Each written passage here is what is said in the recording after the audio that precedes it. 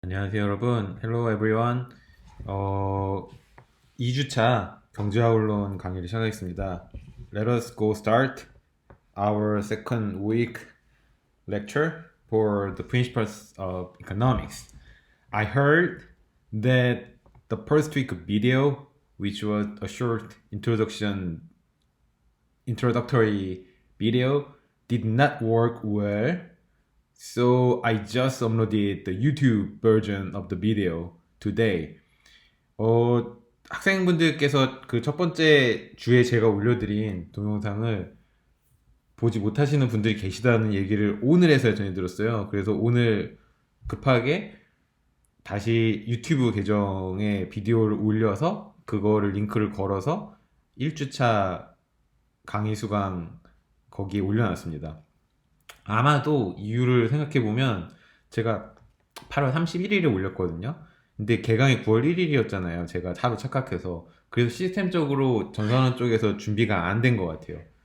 왜냐하면 9월 1일에 강의 시작하고 올렸던 다른 과목 강의는 정상적으로 재생이 다 된다고 그렇거든요. 그 사이에 무슨 일이 있었던 것 같습니다. I think the reason for not working the video would be some systemic error by the headquarter of the university because some videos I uploaded after the semester started did working well, but the video of our class did not work well because I uploaded the video before the semester started. This is just my guess. I think I could wrong, and there might be something that I got some mistake during the uploading the video, but I double check. Honestly, I checked for several times to check the video if the video working well. So in my point of view and in my experience, the video played real well, but some students claimed that they could not play the video. So I just used the YouTube account to replace the spot for the video. So I guess you can now watch the video. So this is the starting point of our class. So we're gonna start with some basic assumptions of economics because I assume that none of you guys are pretty familiar with the basic concept of economics because the principles of economics is the first course for the college student if they are interested in the economics. So I assume that you have zero knowledge about economics and you can just start there. Okay, so I will try my best to minimize the usage of mathematics or the mathematical approach to some important concepts, but sometimes we have to use that. So I will minimize the difficulty of using the mathematical approach. This is just my my hope, not promise, but I know some of you guys are not familiar with some mathematical thinking or mathematical methodology. So you can just keep trying to minimize the usage of mathematical approach. 본격적으로 경제학 원론 강의를 시작하는데요. 저는 여러분들이 경제학에 대해서 배경 지식이 전혀 없다고 생각하고 강의를 시작하겠습니다. 왜냐하면 경제학 원론은 모든 경제학 과목, 학부, 대학원 다 합쳐갖고 첫 번째 듣는 과목이거든요. 그래서 여러분들이 경제학에 대한 배경 지식이 전혀 없다고 가정하고 한번 말씀을 드리기 시작해 보겠습니다. 그리고 경제학은 기본적으로 수학이 메인 랭귀지예요. 그러니까 뭐 한국어, 영어, 뭐 독일어, 중국어 여러 가지 언어가 있잖아요. 근데 이 언어는 좀 더 개념을 확장시킨다면은 컴퓨터 프로그래밍에 코딩에 사용하는 어떤 하나의 시스템 언어라고 우리가 얘기하고요. C++나 뭐 매틀랩이나 아니면 뭐 그런 것도 있잖아요. 그럼 프로그래밍 랭귀지도 언어고요. 마찬가지로 무언가를 설명하거나 표현하는 데 쓰는 어떤 하나의 정형화된 체계화된 전달 방식은 모두 다 우리가 언어라고 얘기하는데 수학도 언어 중에 하나예요. 경제학이 굉장히 선호하는 언어입니다. 하지만 우리는 경제학을 처음 배우는 학생들이기 때문에 수학적인 언어를 최소화하는 범위 내에서 이 경제학을 이해하기 위해서 노력을 해볼 겁니다.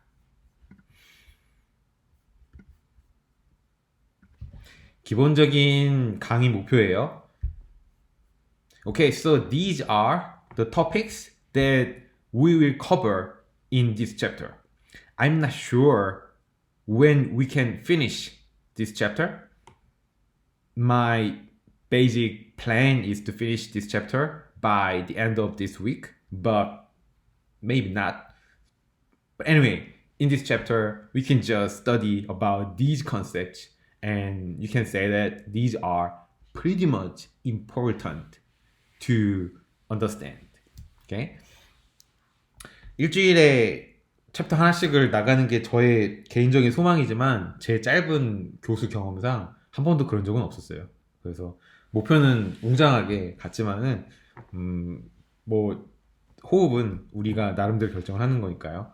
한 가지 아쉬운 점은 이제 줌 같은 비대면 강의가 아니라 실시간 비대면 강의가 아니라 기본적으로 녹화 동영상을 올려드리기 때문에 제가 여러분들이 얼마만큼 어려워하시는지 얼마만큼 이걸 쉽게 느끼시는지 체감을 할 수가 없어요. 그래서 여러분들이 적극적으로 저한테 다양한 방법을 통해서 피드백을 주시면 감사하겠습니다.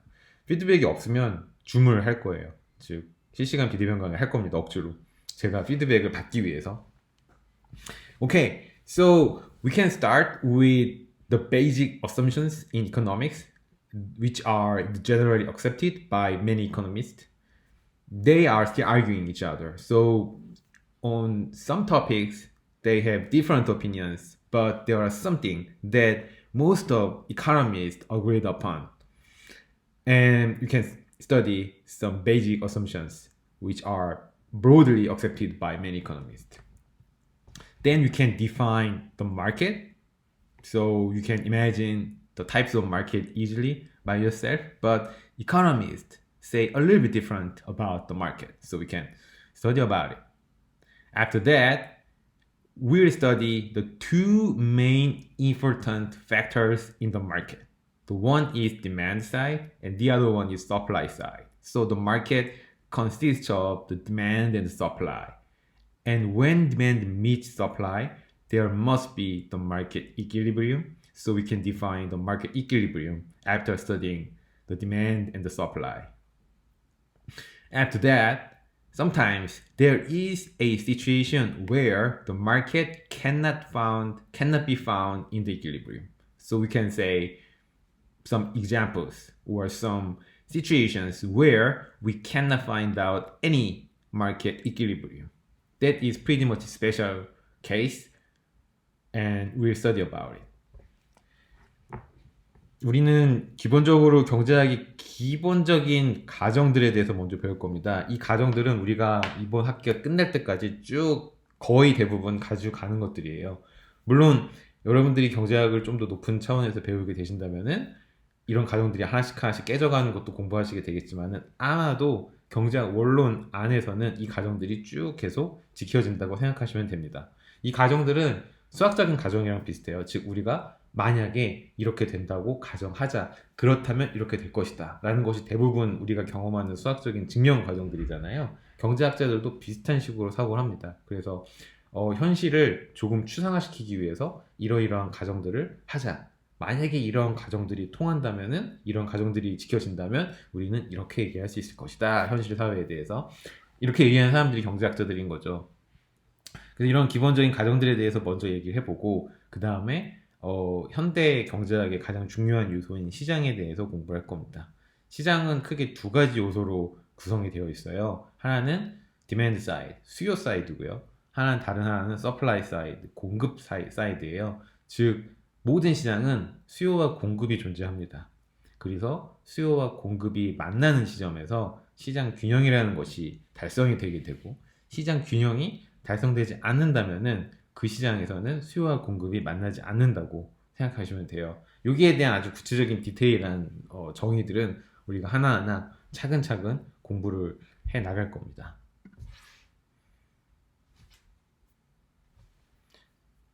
Okay, so The starting point of economic thinking is always our resources. You are born on Earth, right? I was. And if you are not alien from the other planet, you must be born in the Earth. And when you're living in the Earth, you always see the resources.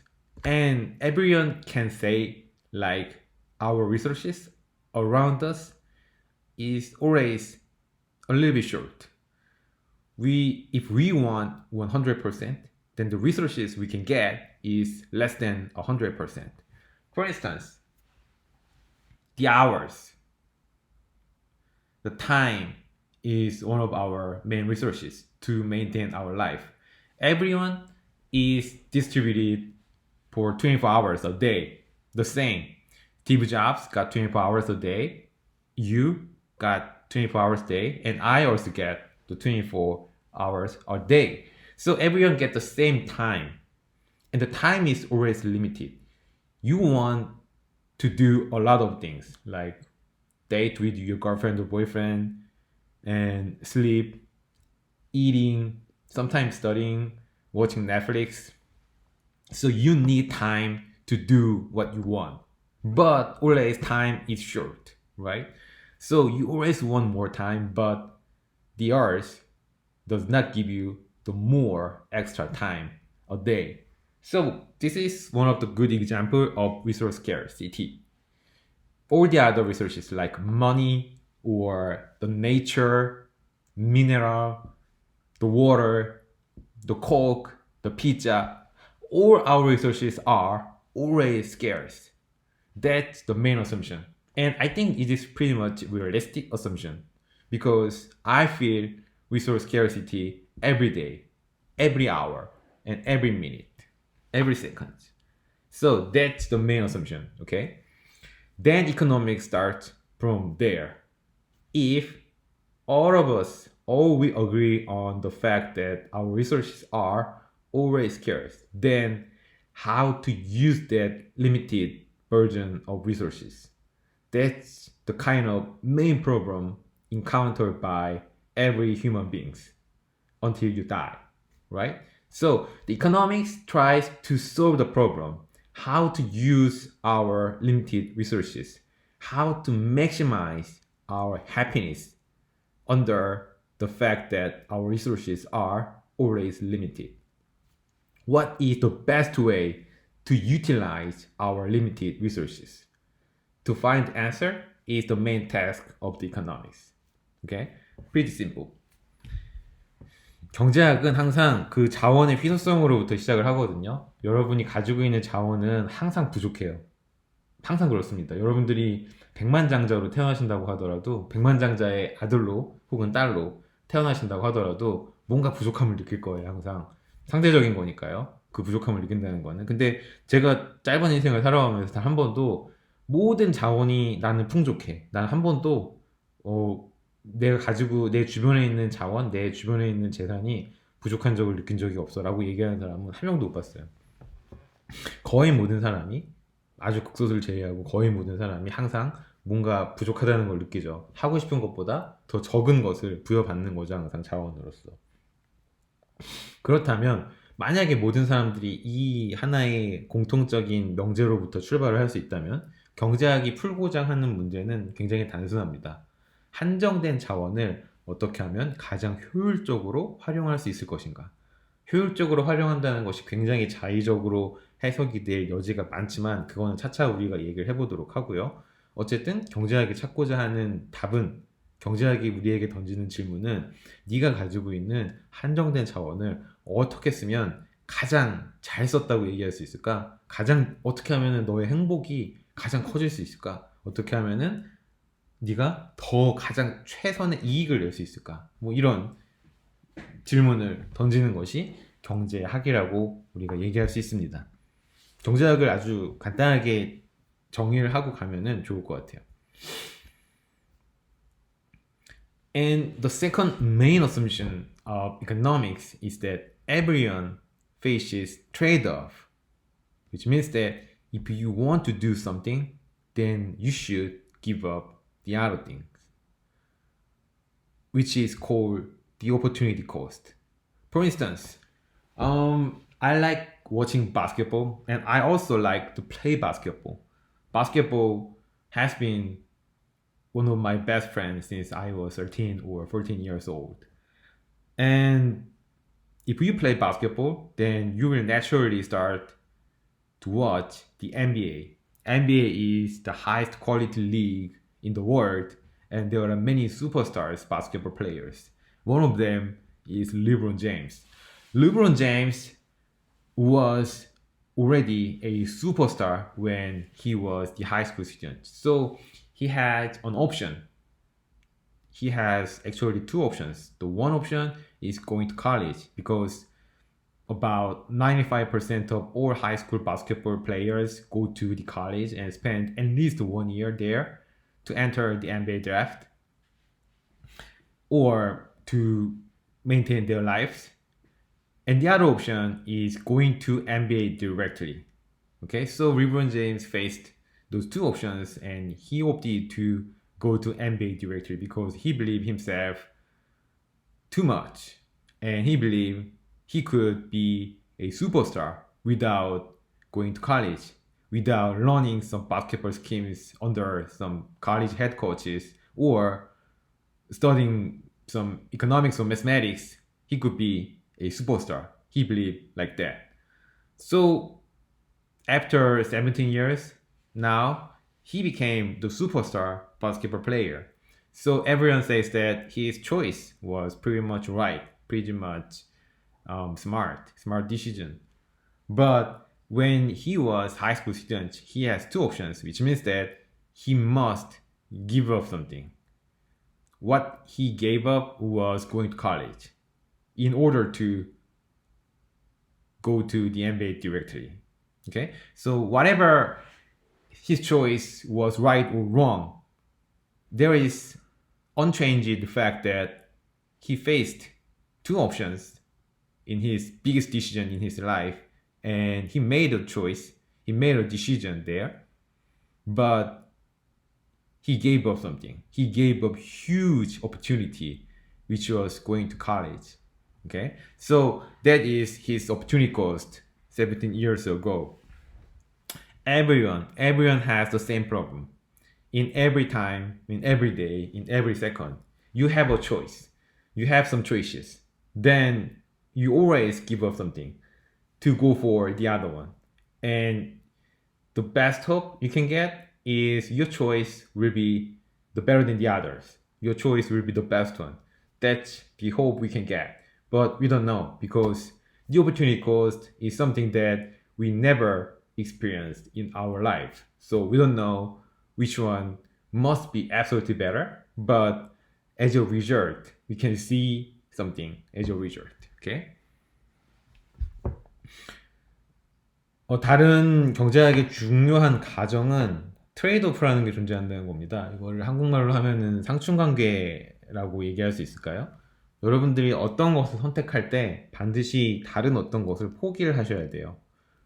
모든 행동에서 여러분들이 포기해야 되는 것이 반드시 적어도 하나는 존재합니다. 예를 들어서 여러분들이 충남대에 오셨잖아요. 충남대에 오셨다는 것은 다른 대학을 가지 않았다는 거예요. 혹은 대학교를 가지 않고 고등학교를 졸업하고 바로 취직한다는 그 옵션을 포기하신 거죠. 이 옵션이 맞는 옵션이 틀린 옵션인지는 우리는 모릅니다. 하지만 여러분들이 무언가를 포기했다는 거, 다른 어떤 것을 선택하기 위해서 그 사실만은 변하지 않는 사실인 거죠. Okay. Right. The third assumption of economics is a little bit more difficult to understand, which is called the marginality. But the jargon looks a little bit difficult, but the concept is pretty much natural. Okay, so let us assume that you have 10 apples in front of you. Then you start eating those apples. How about the taste you feel when you eat your first apple? Let's assume that you like apple, Okay, so we don't assume you hate apple. If you like the apple and you eat your first apple and per assume that you starve for 3 days, then the taste you feel in your first try of the apples will be pretty good, right? It must be delicious. And you continue to eat your second apple, it could be still delicious, but the same taste. So you start looking for the other options. If you eat the third apples, then you might be full enough and you might think, I'm enough, I'm done. Okay? If you eat the fourth apple, then you start hating apple. If you eat the fifth apple, then you hate everything.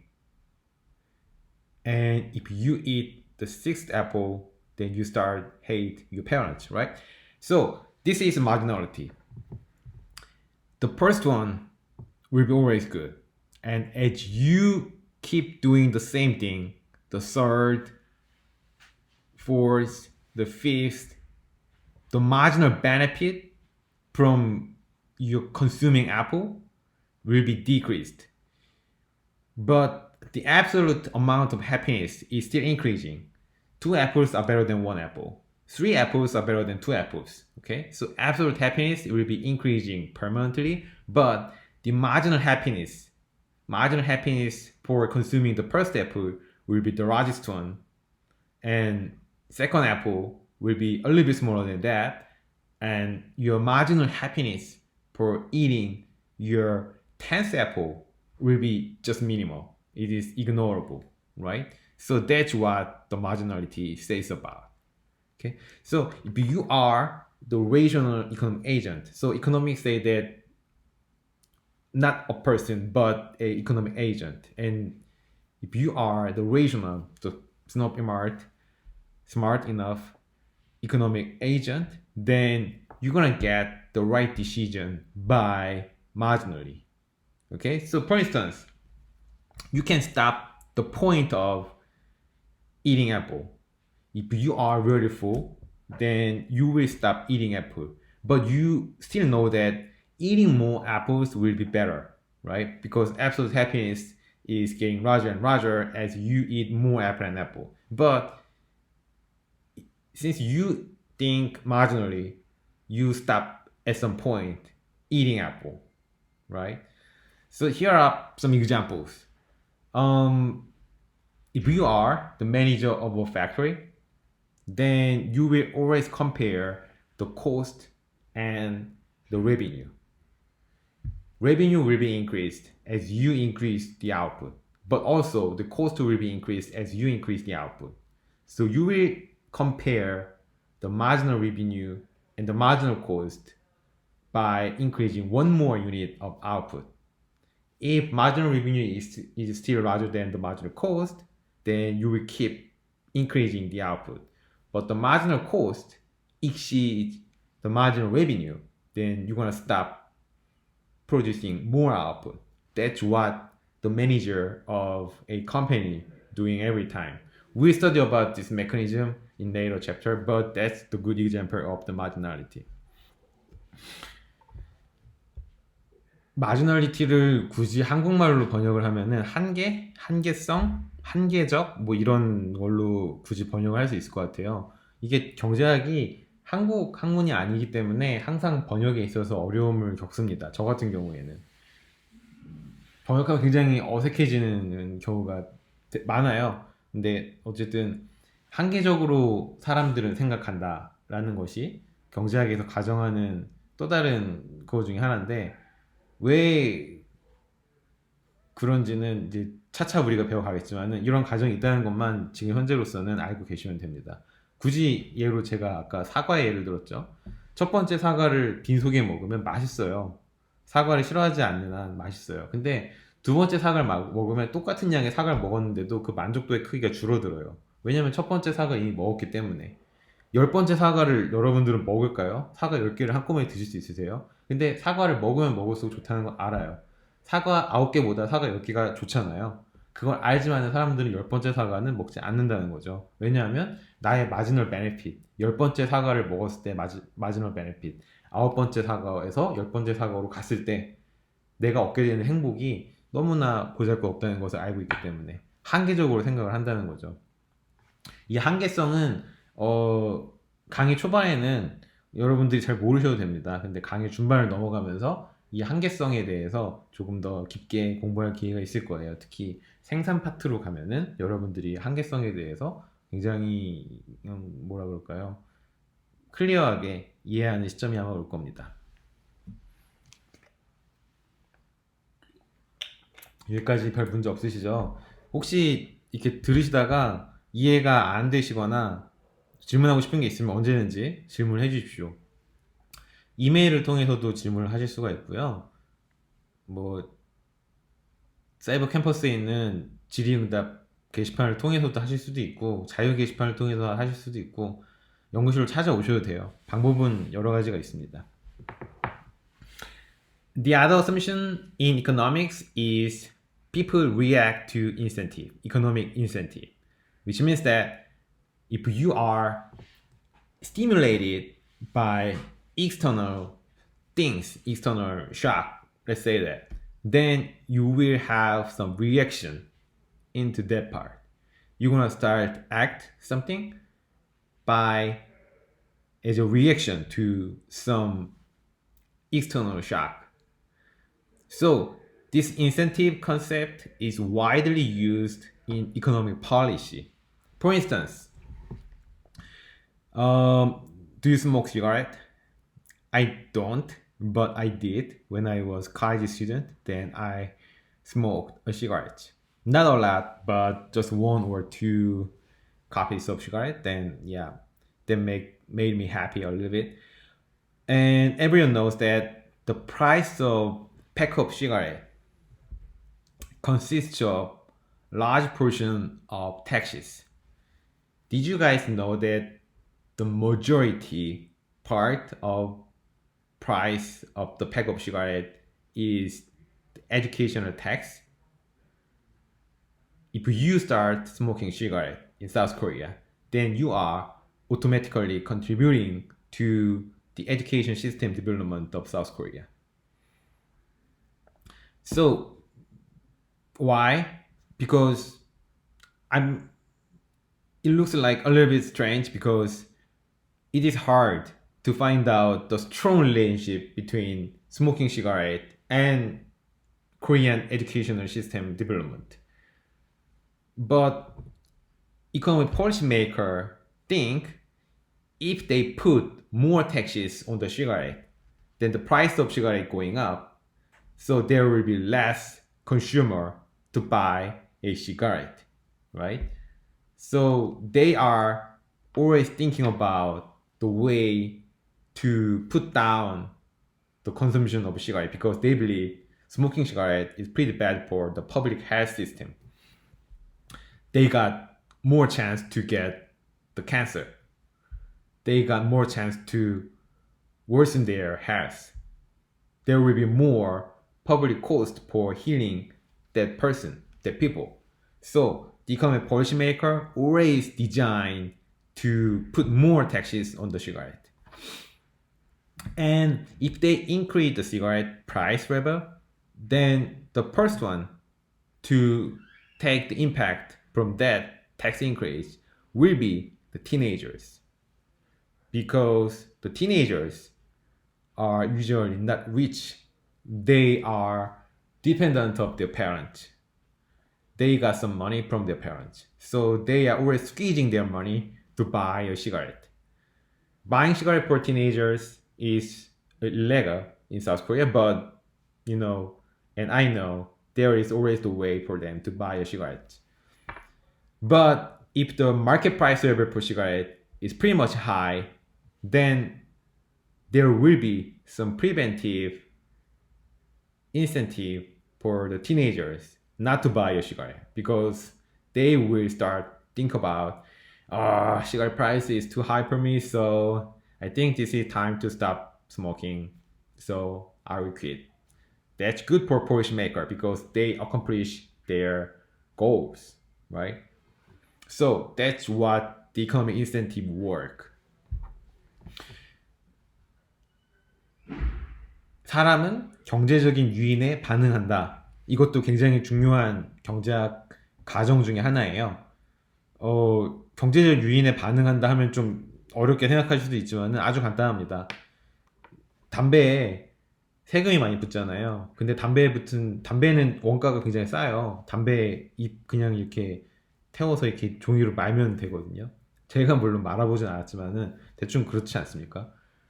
근데 원가가 굉장히 싼 상품인데 담배 가격이 생각보다 비싸요. 한 5,000원, 6,000원 하죠. 한 갑에. 한 끼 정도 그거거든요. 굉장히 그 저렴한 가격은 아닙니다. 그거는 정부가 일부러 담배 가격을 높게 책정을 하는 거예요.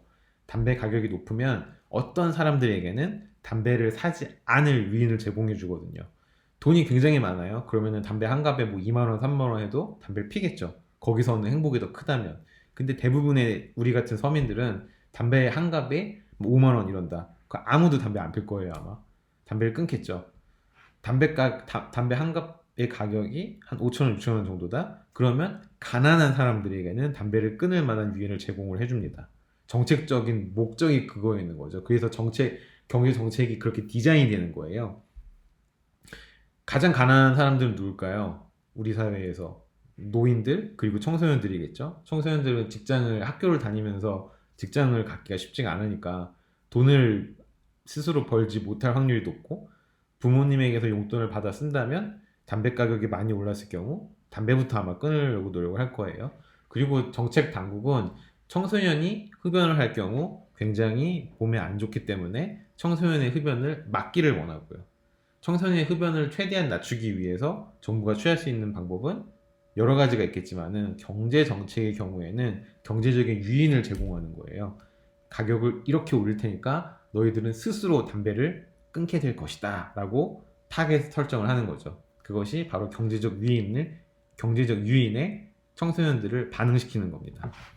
뭐 이런 식으로 경제 정책들이 디자인이 돼요. 잘 짜여진 디자인은 그렇습니다. 근데 불행히도 대부분의 경제 정책은 이러한 생각을 하지 않고 정책을 짜죠. Okay, let's go for the first definition in our class. Market.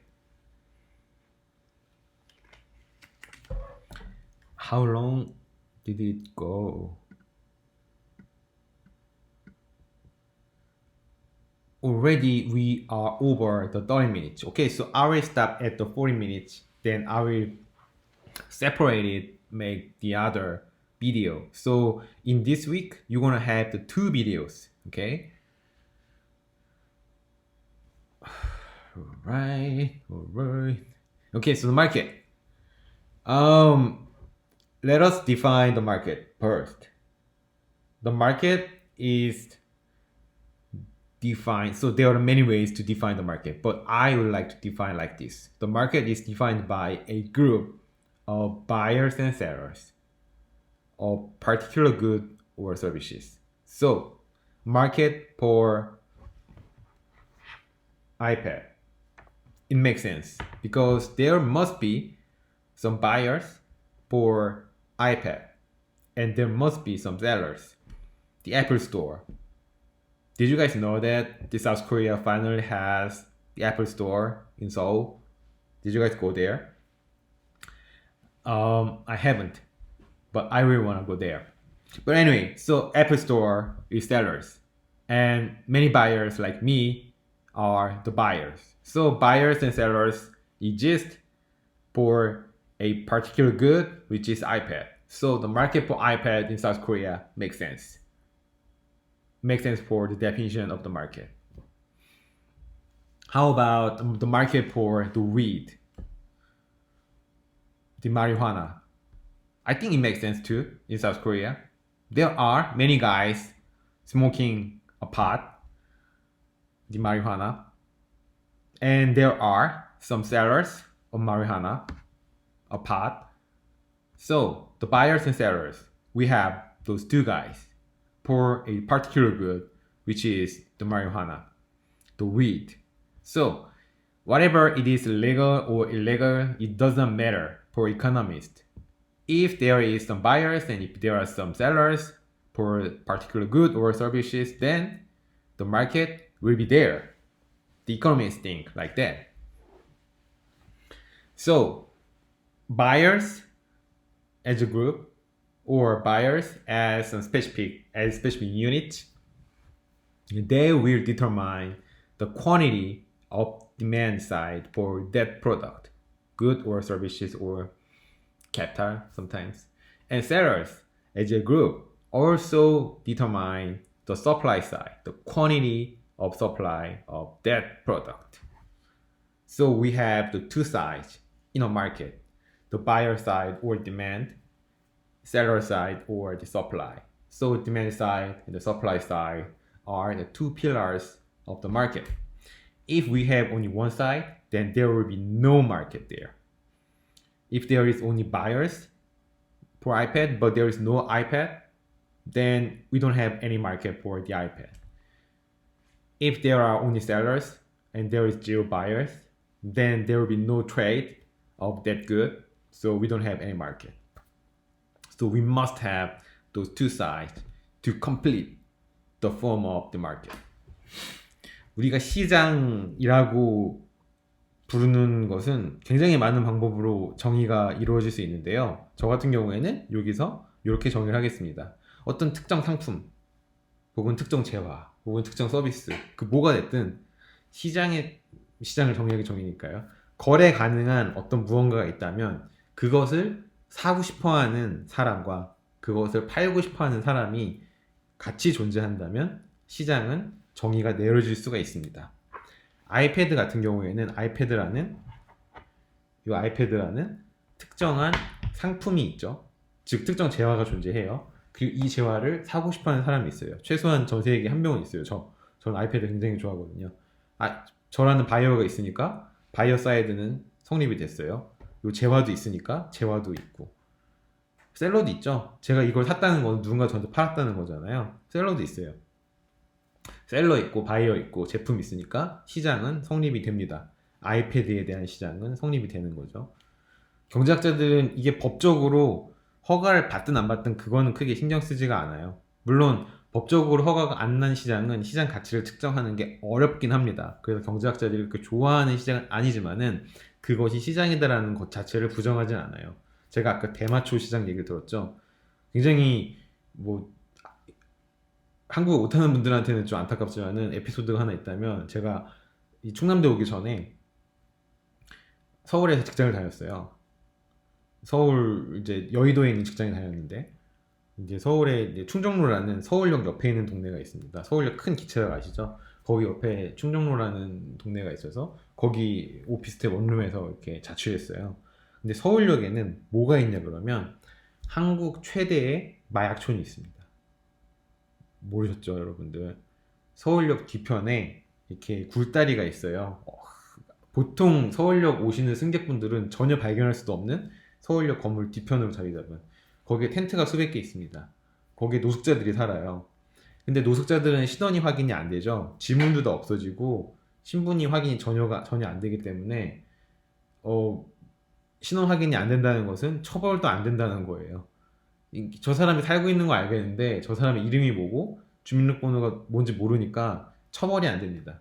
그래서 마약을 파는 사람들이 보통 그 노숙자들을 통해서 마약을 사고 싶어하는 구매자들에게 전달을 합니다. 즉 서울역에 노숙하는 노숙자들이 마약의 주 공급책 혹은 배달원 같은 역할을 하는 거죠. 왜냐면 그들은 잡혀도 처벌을 안 받으니까. 나는 그냥 마약 전달하려고 왔는데, 근데 이름이 뭐예요? 저 이름 없어요. 주민등록번호 봅시다. 몰라요. 지문 찍어봐. 지문도 안 나와. 노숙자니까. 그러면 처벌이 안 되는 거예요. 그냥 훈방 조치. 이렇게 되는 겁니다. 서울역 뒤편이 그래서 한국에서 마약을 거래하는 가장 큰 시장이에요. 실제로 존재하는 시장인 거죠.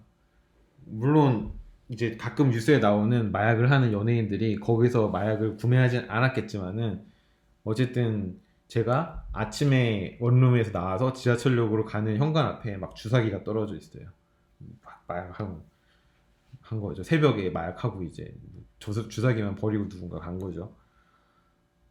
뭐 그런 일도 있습니다. 그러니까 마약도 하나의 시장이 우리나라에서는 형성이 된 거죠. 그게 마리화나든 뭐 대마초든 필로폰이든 뭐 LSD든 뭐든. 어째서 교수님은 이렇게 마약에 대해서 잘 아시나요? 라고 뭐 궁금하실 수도 있는데 저는 참고로 마약을 전혀 하지 않았습니다. 걱정하지 마세요. 저는 마약을 하지 않는 사람입니다. 범죄자는 아닙니다. 저는. 어쨌든 시장이라는 것은 이렇게 보통 정의가 됩니다. Okay, so we've done definition of the market, and there are so many various types of market. The types of market will be studied in very later chapters in this semester, but we assume that before going that chapter, we will keep assuming the market is super competitive. So we're gonna define the competition terms. A competitive market is defined by a market where many buyers and many sellers enter a market freely. So a single buyer or a single seller cannot make any impact on the market, especially the market price level, because there are so many buyers and so many sellers. So one seller or one buyer is just so negligible. We can simply ignore that single guy, and there will be no change in the market price, no change in the market equilibrium quantity level. That's the definition of the competitive market. We can go to the extreme. The perfectly competitive market is defined by a competitive market where all goods traded in the market are identical. They are just the same. There is no difference across a single good traded in the market. So there are so many buyers and so many sellers with no impact on the market. And there is no difference in the quality of all goods. So we can say that all buyers and all sellers are the price takers. They are not price makers. They are price takers. The price will be given to them, given to a seller or a buyer. 우리가 시장이라고 하면은 굉장히 많은 종류의 시장이 있는데요. 뭐 유성시장, 뭐 영동시장 이런 시장을 얘기하는 거 아닙니다. 시장의 종류는 대부분 그 시장이 갖고 있는 성격에 따라 달라져요. 예를 들어서 아이패드 시장? 아이패드 시장은 사실상 독점이죠. 애플이 독점적으로 공급하는 시장입니다. 굉장히 마켓 파워가 있어요. 애플사에. 근데 어떤 시장을 예로 들 수 있을까요? 치킨 좋아하세요? 치킨 여러분들이 주말에 시켜 먹을 때 치킨도 물론 나쁜 예입니다. 치킨 시킬 때 선택지가 굉장히 많잖아요. 요기요나 배민 이런 거 앱을 열어서 치킨 보면은 스크롤을 굉장히 오래 넘겨야지 끝이 보이잖아요. 굉장히 많은 공급자가 존재하는 거죠. 여러분이 살고 있는 아파트 주변만 하더라도. 이거는 독점이 아니에요. 굉장히 경쟁적인 시장인 거죠. 이 경쟁이 무한대로 갔다고 생각을 해봅시다. 즉 여러분들 아파트 주변에 있는 모든 상가가 다 치킨 파는 데예요. 그러면은 굉장히 많은 치킨 공급자가 있고 또 여러분들 사는 아파트가 예를 들어서 한 1억 명 산다고 생각해 보세요. 그 아파트에 모두가 치킨만 먹어요. 하루 종일. 그러면은 치킨에 대한 수요와 치킨에 대한 공급이 무한대로 증가할 수 있겠죠. 그러면은 여러분들이 치킨을 먹는 사람 중에 한 명인데 여러분들이 만약에 다른 데로 이사를 갔어요. 그러면 그 동네에 치킨 가격에 영향을 미칠 수가 있을까요? 아마도 영향을 못 미칠 겁니다. 여러분들이 거의 매일 치킨을 먹는 헤비이터라고 하더라도 여러분들 같은 헤비이터가 주변에 1억 명 정도가 있다면 여러분들 하나 정도는 없어져도 치킨 그 동네의 치킨 가격에 크게 영향을 못 미칠 거예요. 이런 시장을 보통 경쟁 시장이라고 얘기를 하고 만약에 그 동네에서 파는 치킨의 모든 퀄리티가 똑같아요. 모두가 똑같은 양념을 쓰는 양념치킨만 팔아요. 순살 양념치킨 메뉴가 하나예요. 근데 쓰는 닭과 쓰는 양념도 다 똑같아요. 어디에서 시키든 아무런 상관이 없는 거예요. 그런 시장을 완전 경쟁 시장이라고 얘기합니다. 현시에서 이런 완전 경쟁 시장이 존재할까요? 사실상 존재하지 않아요. 거의 존재하지 않는다고 경제학자들은 얘기를 하지만 우리가 이 시장을 기본적인 시장의 형태라고 가정하는 이유는 이것이 가장 이상적인 형태의 시장이기 때문입니다. 왜 이상적이라고 하냐 그 논리가 궁금하시죠? 그거는 나중에 우리가 시장에 대해서 공부를 하게 되면은 그때 다시 배우게 될 겁니다. 이렇게만 알고 계시면 돼요. 일단 지금까지는. So now we are done in the definition of the market and the definition of competitive market and the definition of the perfectly competitive market. And we also talk about there are two important factors which consist of the market. One is the demand side and the other one is the supply side. So in the next class, we are done here in this video. Next class, we'll deeply consider about the interactions between those two sectors, the buyers and the sellers. And there are some markets where they play each other. We abstract from our reality to the simplest version of circular flow of those interactions. 시장을 형성하는 가장 중요한 두 경제 주체인 소비자와 생산자 혹은 바이어와 셀러가 어떻게 시장에서 서로 영향력을 주고받는지 거기에 대해서 다음 시간에 살펴보도록 하겠습니다.